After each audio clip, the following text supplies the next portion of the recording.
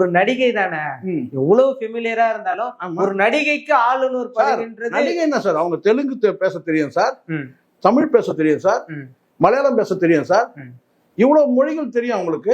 மொழி தெரியறதுக்கு ஆளுமையா இருக்கிறதுக்கு ஆளுமையா சார், அழகா இருக்கிறாங்களா, அதான முக்கியம்.